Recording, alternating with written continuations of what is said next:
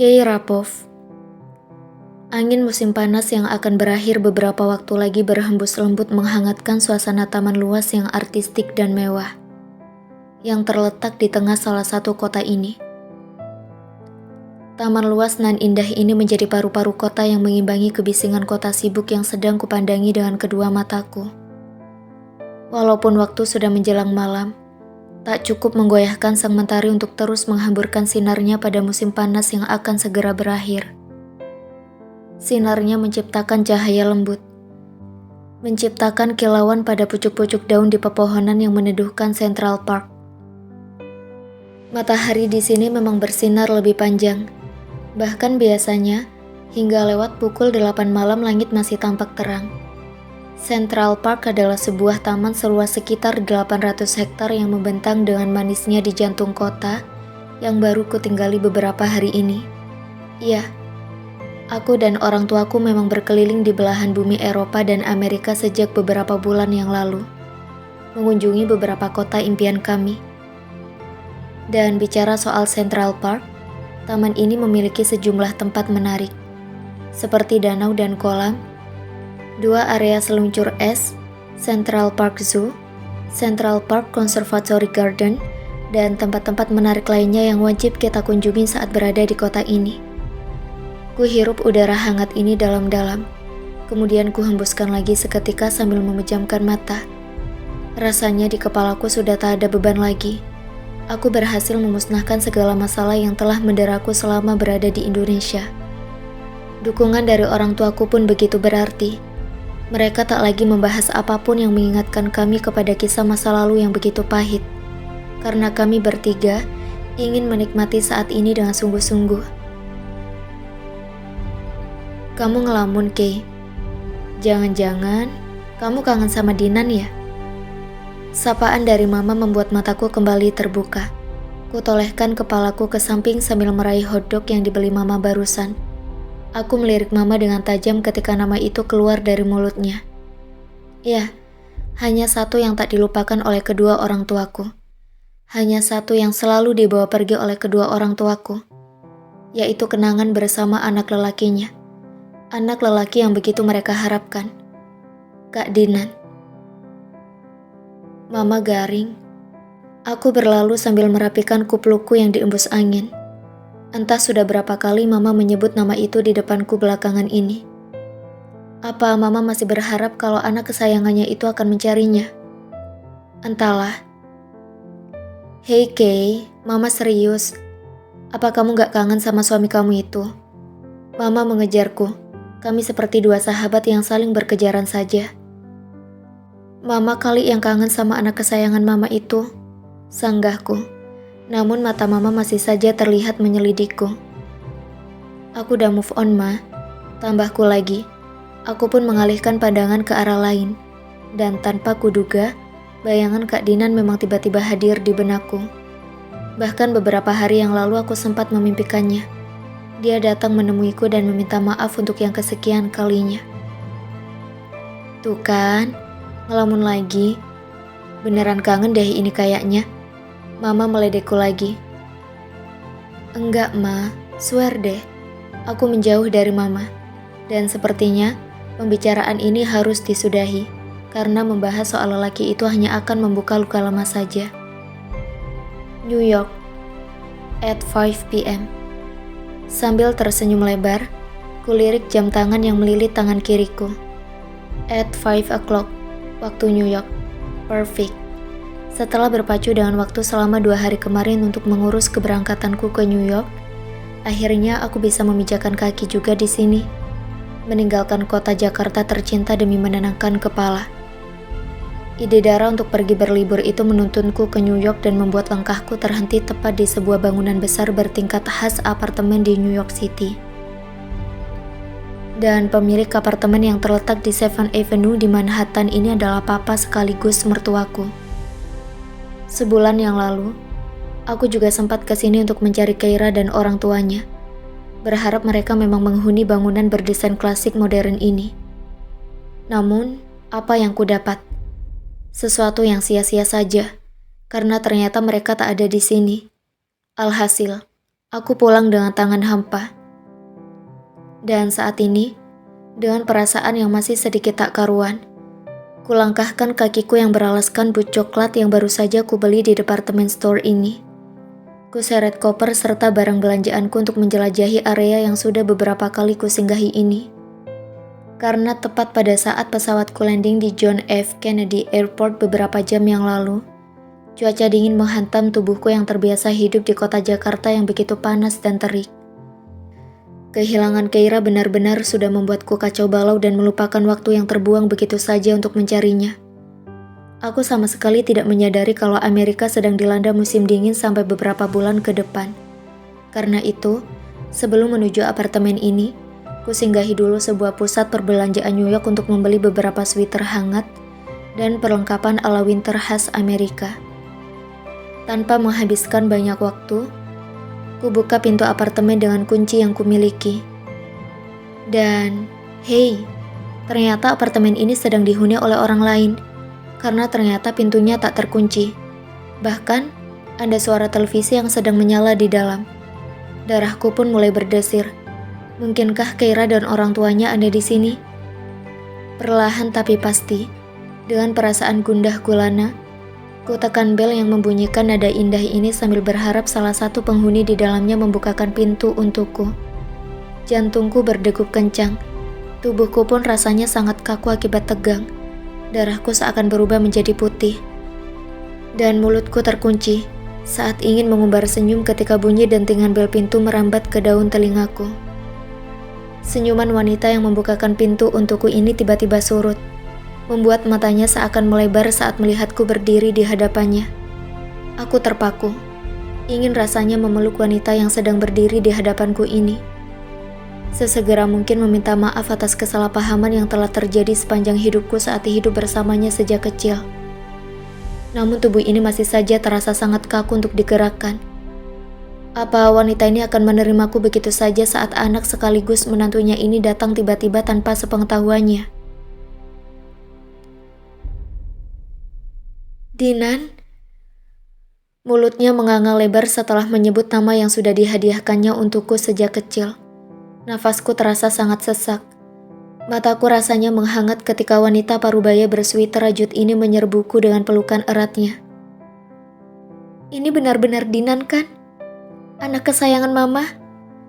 Wajah itu kembali menatapku sambil meneliti setiap sudut wajahku yang tak sebersih dulu lagi. Seakan tak percaya kalau pria kumal yang sedang dipeluknya ini adalah mantan bayi yang sudah dia rawat dengan penuh kasih sayang yang dimilikinya sejak kecil.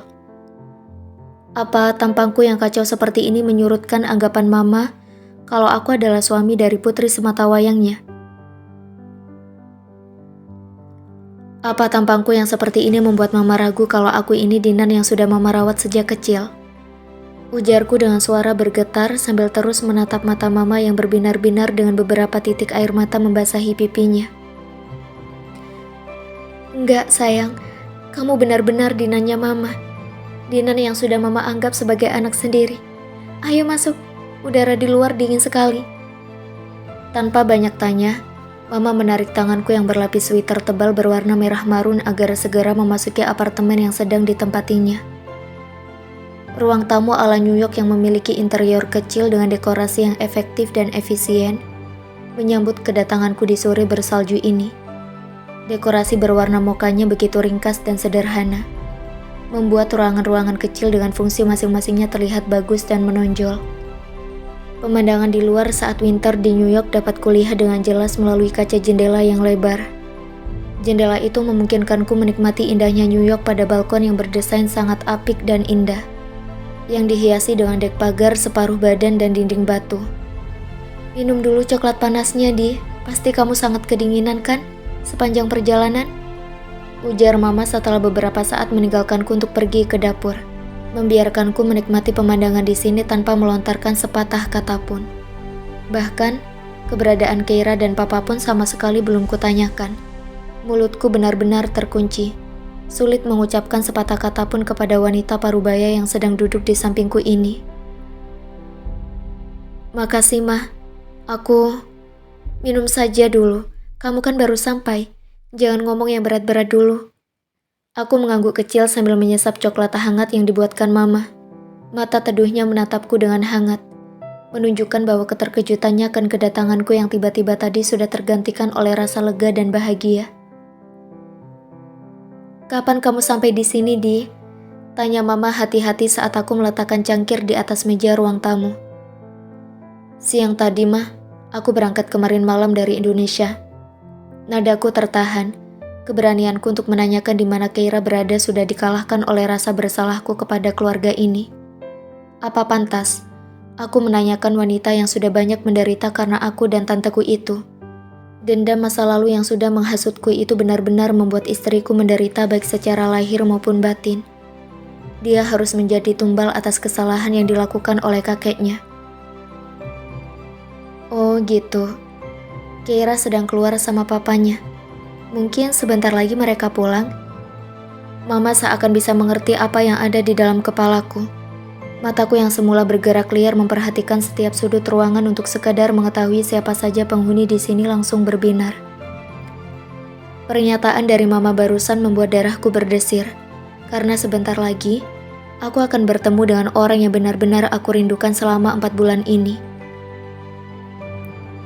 "Mah, sebenarnya ada kabar buruk.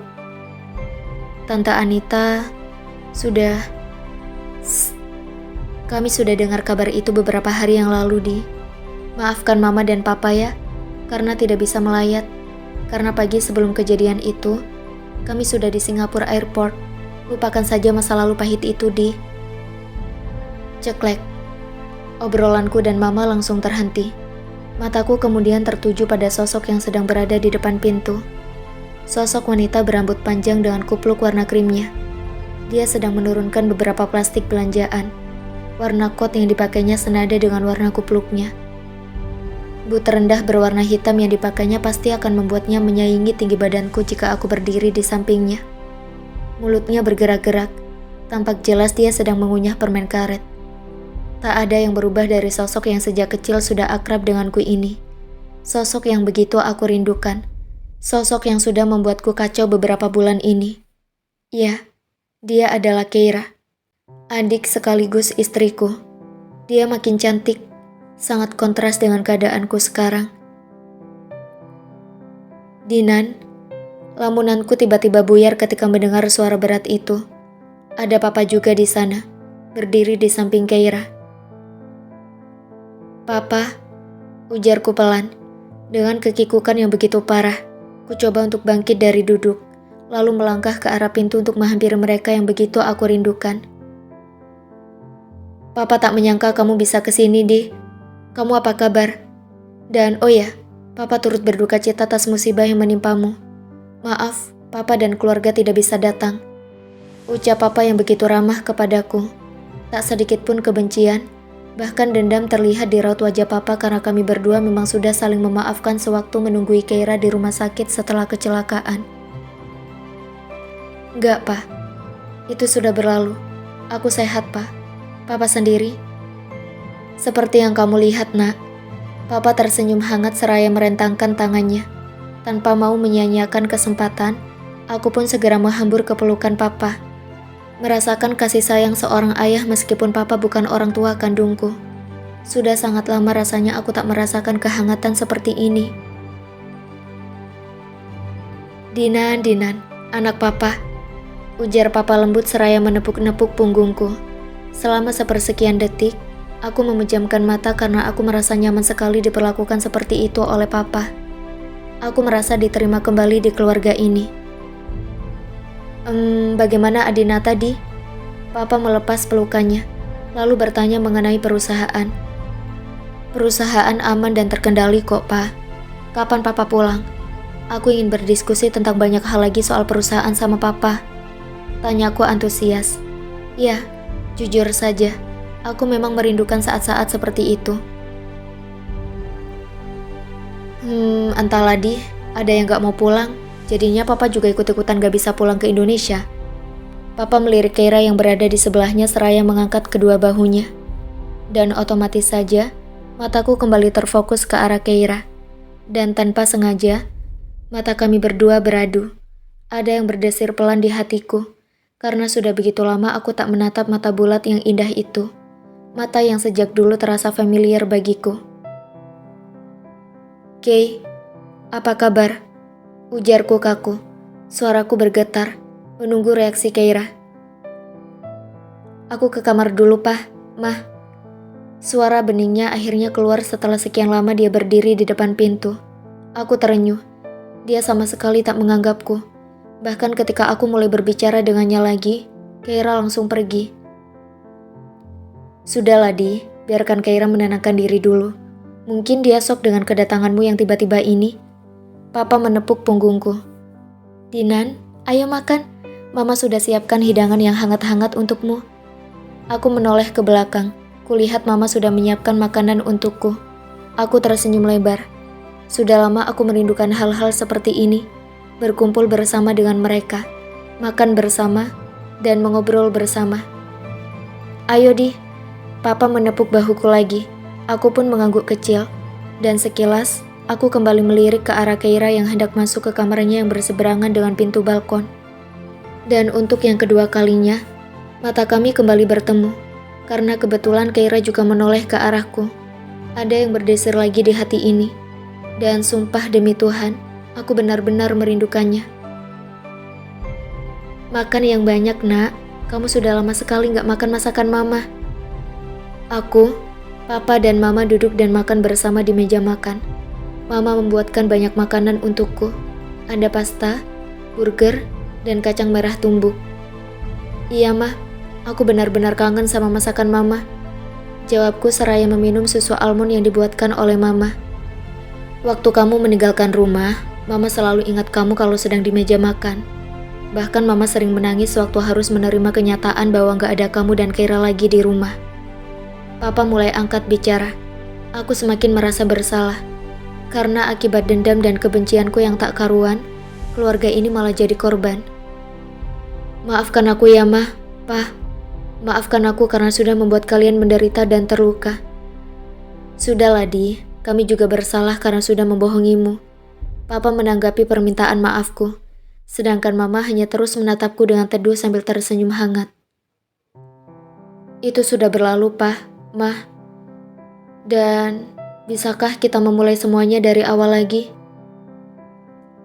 "Tentu saja," jawab Mama dan Papa serentak. Wajah mereka tampak berbinar. Aku benar-benar merasakan kalau kehidupanku yang sebenarnya sudah kembali lagi. Kehangatan itu terlihat nyata. "Tapi soal Keira, apa dia mau memaafkanku, Pak?"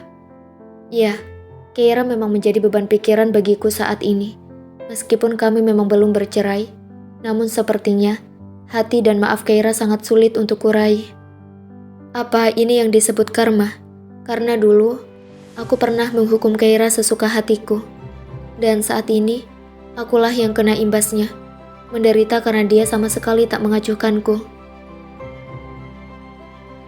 "Keira hanya butuh waktu, Di. Menetaplah untuk beberapa waktu di sini. Papa yakin, pelan-pelan Keira pasti bisa menerima kamu lagi." Aku mengangguk kecil. Keoptimisanku timbul kembali berkat ucapan Papa.